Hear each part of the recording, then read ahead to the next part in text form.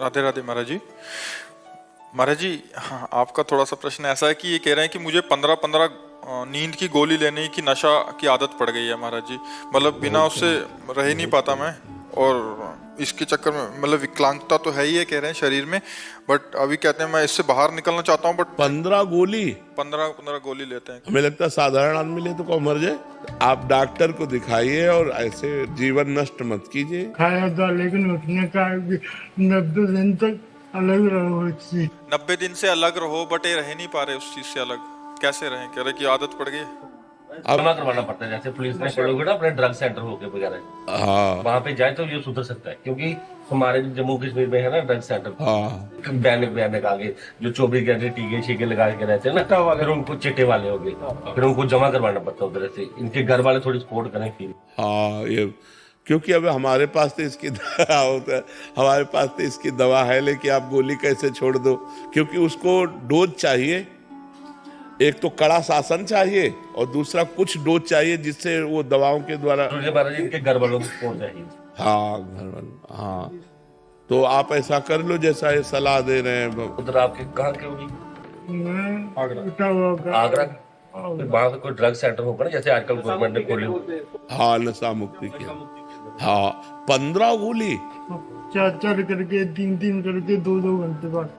2-2 घंटे बाद 4-4 लेते हैं। 2-2। अच्छा अच्छा, वो नशे के रूप में लेते हैं। हाँ, मतलब फिर 2-4 घंटे सोए रहे ऐसे। नींद आती है पर नहीं, आप दवा करवाओ बच्चा, नहीं इससे तो शरीर भी और खराब हो जाएगा। ये तो आगे महाराज थोड़े ऐसे 10 दिन हो गए वृंदावन में, एक भी गोली नहीं ली।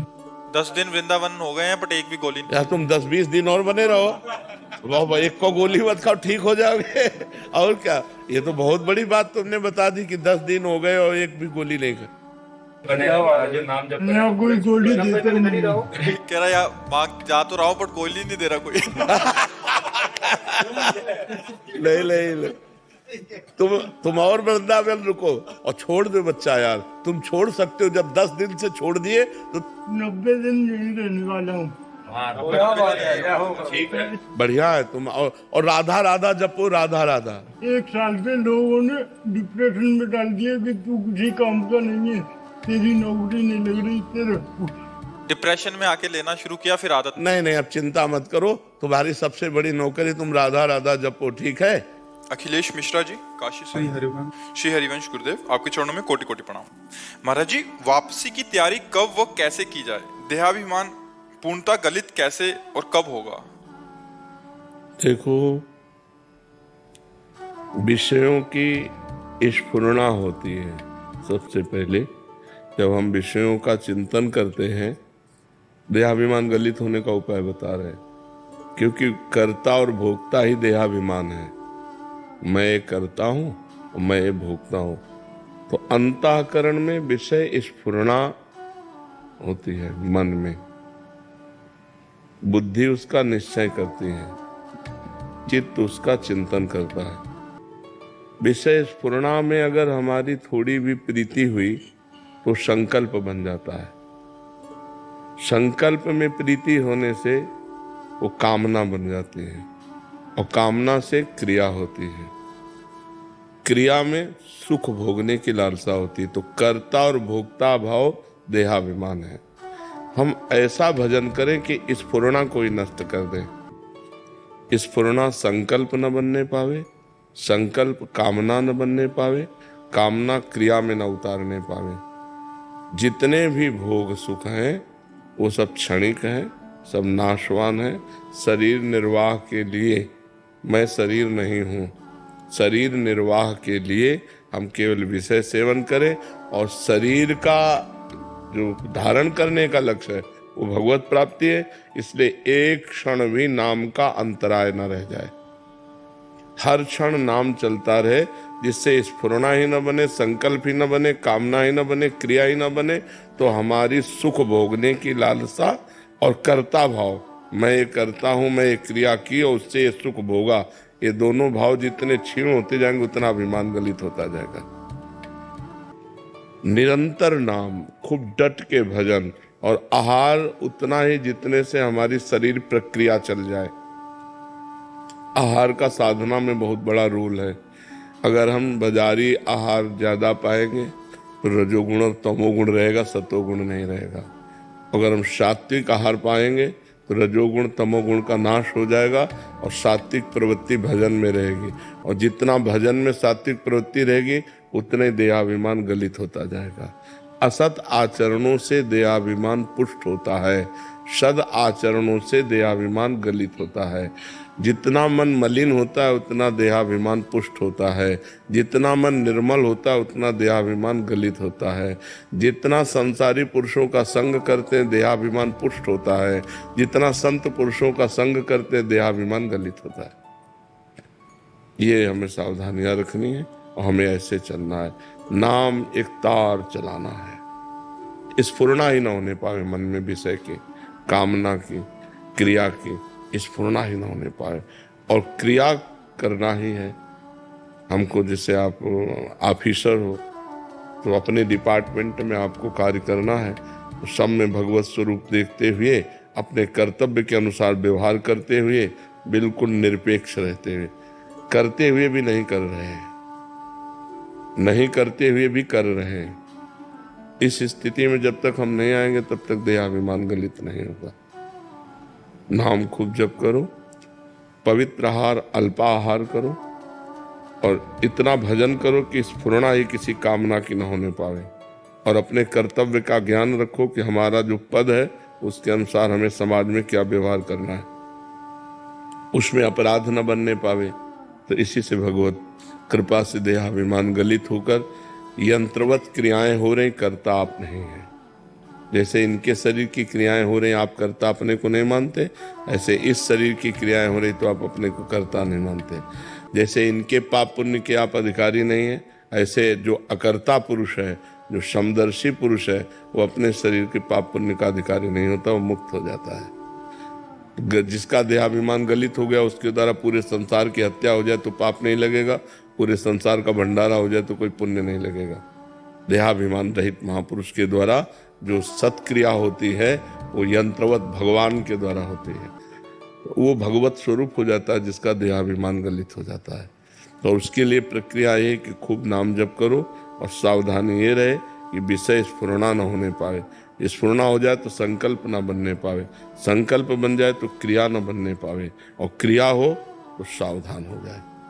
अब वो फंसा लेगी क्रिया में उतर गया तो फिर कर्ता भाव से फंसा लेगा, और जहाँ कर्ता भाव है तो भोक्ता भाव अपने आप उसे भोगना पड़ेगा। अवश्य में वो भोक्तव्यम कृतम कर्म शुभाशुभम, शुभ अशुभ कर्म का कर्ता फल को जरूर भोगेगा, उसका सुख दुख फल भोगेगा। अहंकार विमूढ़ आत्मा, मूढ़ता में अहंकार होता है, ज्ञान में अहंकार नहीं होता है। तो ये ज्ञान रखो, हर समय सावधान रहो, खूब नाम जप, बस खास बात नाम जप है। जितना नाम जप करोगे उतने ज्ञान विज्ञान प्रकट होता चला जाएगा, अहंकार गलित होता चला जाएगा। समझ पा रहे आप? प्रेम निधि जी, श्री हरिवंश महाराज जी, हर परिस्थिति में ये भी प्यारे की इच्छा है या श्री जी का मंगल विधान ही होगा, ये बात कैसे आएगी? तस्मात् शास्त्रम प्रमाणम ते कार्य अकार्यो व्यवस्थितो। कार्य और अकार्य की व्यवस्था शास्त्र प्रमाणित होनी चाहिए। पहले शास्त्र प्रमाणित आचरण करो। श्री कृष्ण अनुकूलेन प्रतिकूलस्य विसर्जनम, भगवान के अनुकूल आचरण करो, प्रतिकूल का त्याग करो और भजन करो, सत्संग सुनो, शास्त्र स्वाध्याय करो। जब अहम गलित हो जाता है तब ये होता है कि जो हो रहा है वो भगवान की इच्छा से हो रहा है, मैं कहीं करता नहीं हूँ, भगवान की इच्छा। जब तक अहम है तब तक अपनी वासनाओं के खेल को कहीं भगवान की इच्छा ना समझ ले। नहीं तो भगवान की इच्छा से नरक भी बना है, भगवान की इच्छा से रोग भी है, भगवान की इच्छा से कानून भी है। फिर आपको दंड मिलेगा तो कहोगे हमको तो दुख मिल रहा है, हमको तो कष्ट मिल रहा है, वो भी तो भगवान की इच्छा से ही रचा गया है। तो हमें चाहिए कि शास्त्र के अनुसार चले, भगवान के प्रतिकूल आचरणों का त्याग कर दें, खूब सत्संग सुने, शास्त्र स्वाध्याय करें, नाम जप करें। और जब अहंकार गलित हो जाता है तब ये दिखाई देता है कि भगवान की इच्छा से सब हो रहा है। हर इच्छा भावी बलवाना, हृदय विचारत सम्म सुजाना। हर इच्छा का प्रबल खेल हो रहा है, कहीं पालन हो रहा है, कहीं सृजन हो रहा है, कहीं विनाश हो रहा है। ये भगवान की इच्छा से हो रहा है। वो निरपेक्ष महापुरुष भगवान की लीला का दर्शन करते हुए कभी किसी भी स्थिति में अशांत नहीं होता, उद्विग्न नहीं होता, चिंतित नहीं होता, शोकित नहीं होता। तब हम जान पाएंगे कि भगवान की इच्छा। अभी लोग मनमानी आचरण करते हैं और कह देते हैं भगवान की इच्छा के बिना पत्ता नहीं हिलेगा, तो फिर और भी कुछ है भगवान की इच्छा से। नरक है, दंड है, रोग है, कानून है, तो फिर भोगना पड़ेगा।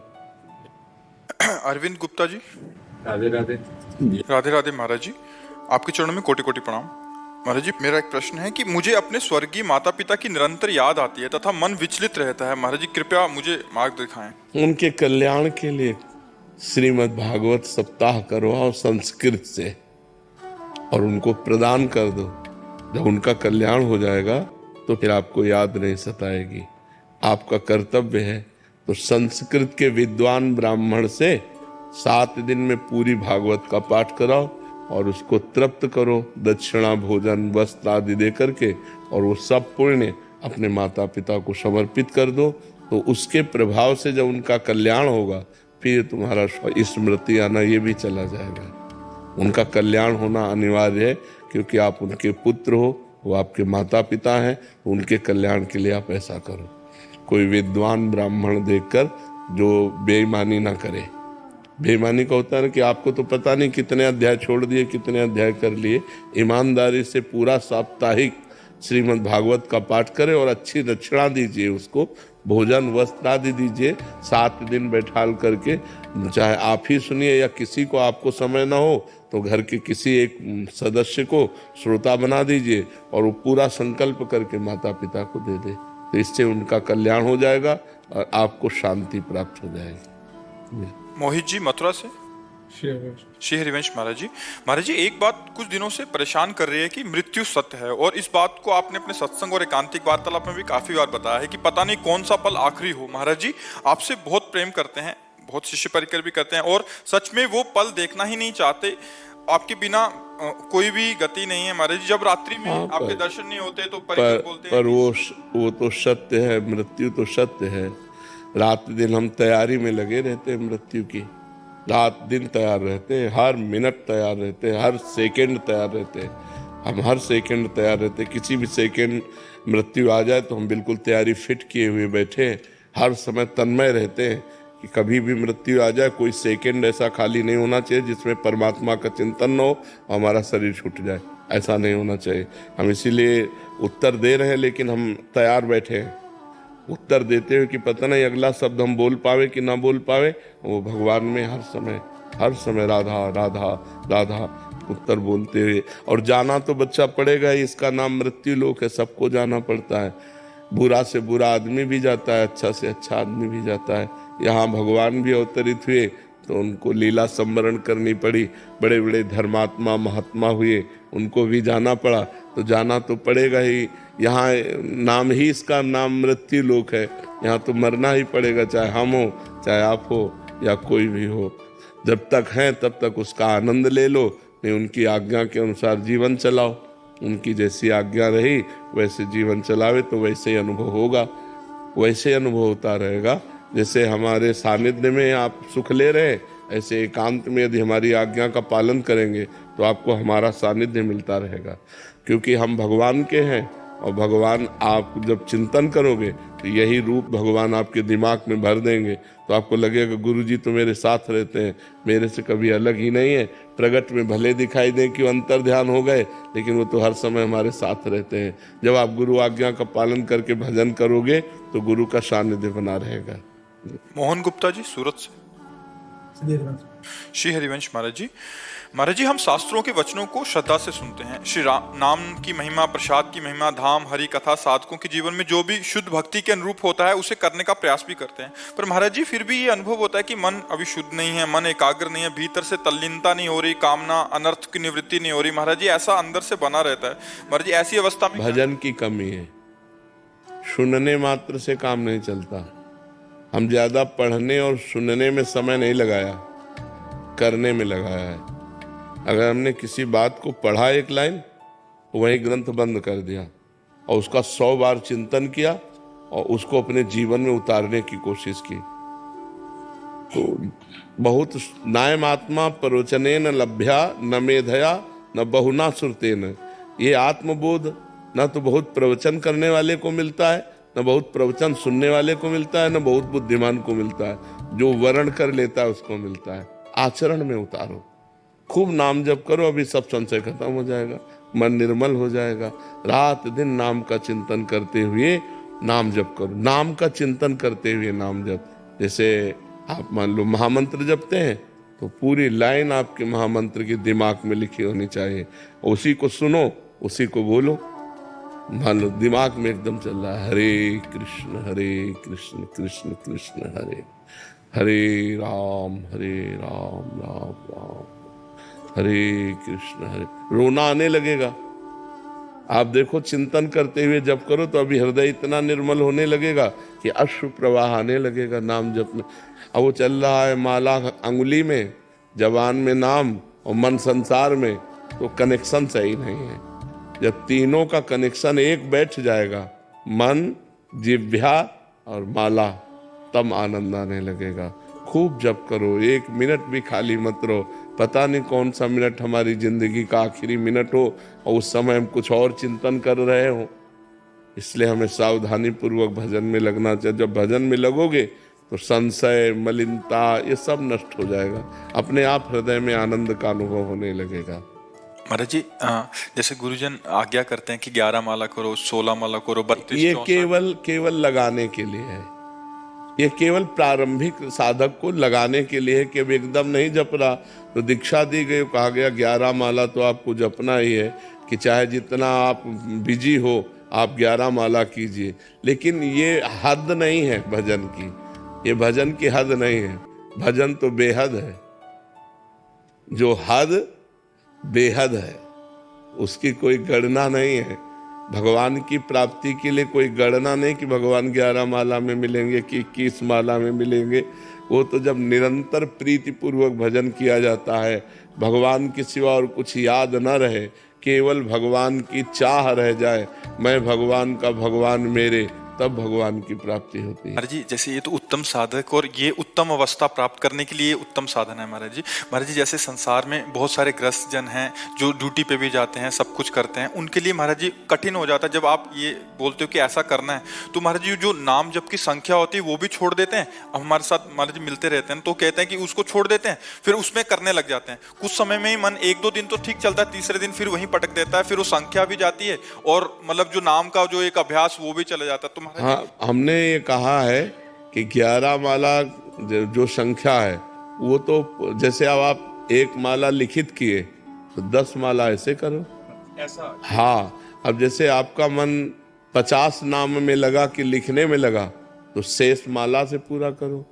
कुछ 10 मिनट 15 मिनट लेखनी का अभ्यास करो, क्योंकि सबका मन एकाग्र तो है नहीं, मन बड़ा चंचल है, एक क्षण में विषयों में भाग जाता है।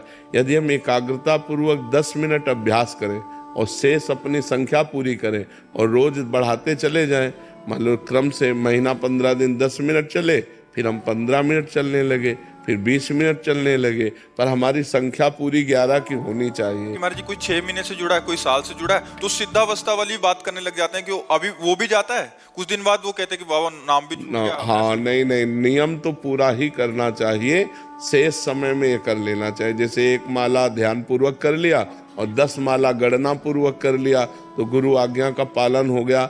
देखो, भाव को भाव अनख आलसहु, नाम जपत मंगल यदि सिद्धसहु। ध्यान नहीं लग रहा, भाव नहीं बन रहा, श्रद्धा भी नहीं, आनंद भी नहीं, पर हम मंत्र जप रहे तो उसका फल तो मिलेगा ही। ये तो भगवत प्राप्ति के लिए आगे बढ़े हुए पुरुषों की बातें हैं, लेकिन प्रारंभिक साधकों को तो गणना से ही चलना होगा, नहीं वो भी छूट जाएगा, मन भजन में लगेगा नहीं। इसलिए प्रारंभिक साधकों को गणना दी जाती कि आपको 11 माला करनी ही है, तो उनको करना ही चाहिए। 10 मिनट 5 मिनट अलग से समय निकाल ले 24 घंटे में, जो लेखनी वाला मंत्र है, लेखनी वाला नाम है, वो प्रक्रिया करें, शेष समय 11 माला अपने पूरे कर लें। महाराज जी नाम की महिमा आदि सुनाते हैं तो काफी साधक कहते हैं कि बाबा हमें कोई नियम दे दीजिए कि हम 50,000 रोज राधा नाम जप करेंगे, मतलब नियम से करेंगे और आपको चेक कराएंगे। तो वो 50,000 कुछ दिन करते हैं, कभी कभी फिर आपका वैसा वाला एकदम उच्चतम अवस्था वाला प्रवचन होता है कि वास्तविकता में वहीं पहुंचना है, इसी से पहुंचेंगे। अभी 6 महीने हुए हैं तुम्हारे जी, वो 50,000 भी छोड़ दिए नहीं, धीरे-धीरे करने अब लगे, 2 उनको दिन क्या करना। करना चाहिए, 50,000 तो नियम वाला करना चाहिए, और 5 मिनट 10 मिनट ये करना चाहिए, इसका अभ्यास करना चाहिए। कोई भी अभ्यास करने के लिए अपने नियम को नहीं छोड़ना चाहिए। नियम के अलावा हमारा और समय 10 मिनट जाए तो हम वो अभ्यास में करें, ऐसा करना चाहिए। लाल सिंह जी। महाराज जी आपके चरणों में कोटि कोटि प्रणाम। महाराज जी मैं ये जानना चाहता हूँ कि अनन्य भक्ति की प्राप्ति कैसे हो सकती है और क्या साधन और सावधानियां रखनी पड़ती? अनन्य भक्ति की प्राप्ति नवधा भक्ति से हो सकती है। भगवान की लीला कथाओं का श्रवण करना, भगवान के नाम का कीर्तन करना, लीला कथाओं का गायन करना, भगवान के स्मरण में डूबना, भगवान की चरण सेवा करना, भगवान का दास भाव रखना, भगवान ही मेरे सखा हैं, और भगवान का अर्चन बंदन करना, और भगवान में पूर्ण समर्पित हो जाना। ये जो नवधा भक्ति है, श्रवणम कीर्तनम स्मरणम विष्णुर्पाद सेवनम अर्चनम वंदनम दास्यम और सख्य आत्मनिवेदनम, ये 9 प्रकार की जब भक्ति की जाती है तो भगवान की अनन्य भक्ति का जागृत होता है। क्योंकि वही सुनना, वही बोलना, वही देखना, वही अर्चन, वही बंधन, तो अन्य सब छूट जाता है। अन्य जब सब छूट जाए और एक तार भगवान का चिंतन हो तो उसका भार भगवान ले लेते हैं। अनन्यस चिंतयन्तो माम ये जना परिपासते तेषाम नित्याभियुक्ता नाम योगक्षेमम वहाम्यहम्। भगवान कह रहे जो मेरा अनन्य चिंतन करता है उस भक्त के योग क्षेम का वहन मैं करता हूँ। योग मतलब जो प्राप्त है और जो अप्राप्त है, तो अप्राप्त को प्राप्त कराना और क्षेम जो प्राप्त है उसकी रक्षा करना, ये दोनों काम भगवान कर लेते हैं। बस भक्त का एक काम होता है निरंतर नाम जप करना, भगवान के सिवा अन्य जो है हमारा चिंतन है वो चिंतन न जाए। अब इसमें सावधानी है कि भोजन पवित्र होना चाहिए, क्योंकि अन्न से ही मन का पूरा खेल है। अगर हमारा भोजन अधर्म युक्त अपवित्र है तो फिर भजन में मन नहीं लगेगा। भोजन पवित्र हो और थोड़ा हो, अल्पाहार मिताहार पवित्र भोजन होना चाहिए। और इसके बाद कम बोलना, उचित उत्तर दे, हितकर उत्तर दे, सत्य बोले, मृदु बोले, नहीं तो मौन रहे और भगवान का नाम जप करे। कम देखना, कम सुनना और कम सोना 4 घंटे 5 घंटे। नारायण हरि भजन में ये 5 न सुहात, विषय भोग, निद्रा, हंसी, जगत प्रीति, बहुबात, इन 5 बातों का त्याग करने के लिए कहा गया कि बहुत अधिक सोना ठीक नहीं, समय बर्बाद करना है। हंसी मजाक किसी से न करे, जगत के संबंधों में ममता न करे। सबकी ममता ताग बटोरी, मम पद मनहि बांध बर डोरी। सबकी ममता को घसीट कर एकमात्र भगवान में, जैसे मीरा जी कहते मेरे तो गिरधर गोपाल दूसरो न कोई। एकमात्र श्री भगवान में ममता, उन्हीं का चिंतन, और हमारा खान पान जितना व्यवहार हो सब भगवान से जुड़कर हो।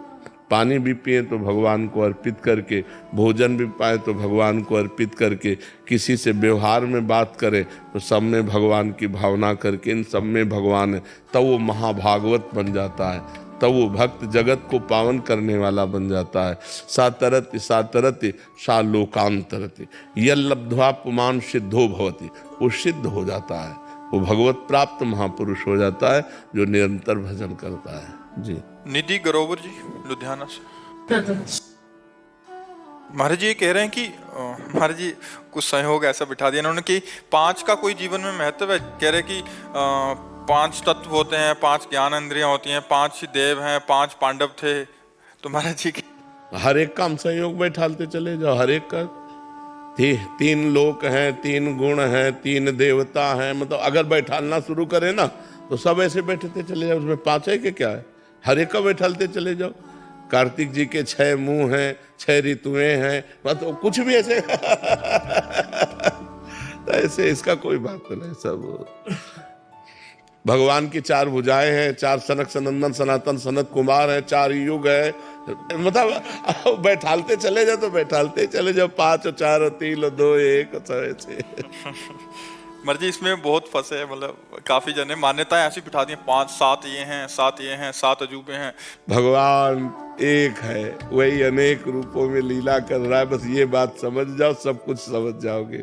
वही एक अनेक लीलाएं कर रहा है। खास बात है, इन सब बातों से मृत्यु से जीत जाओगे क्या?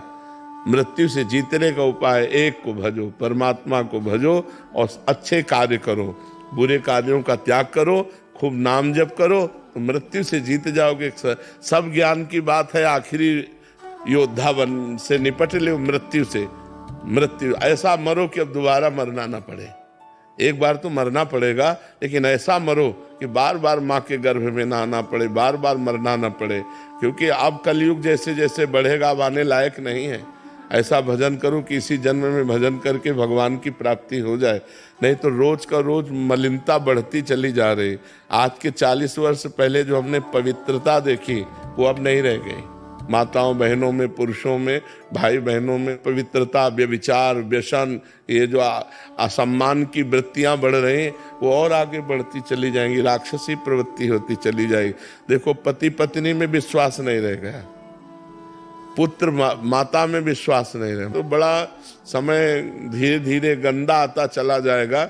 इसलिए भजन करके अभी भगवान को प्राप्त कर लो, आगे समय और गलत आएगा और गलत आ जाएगा।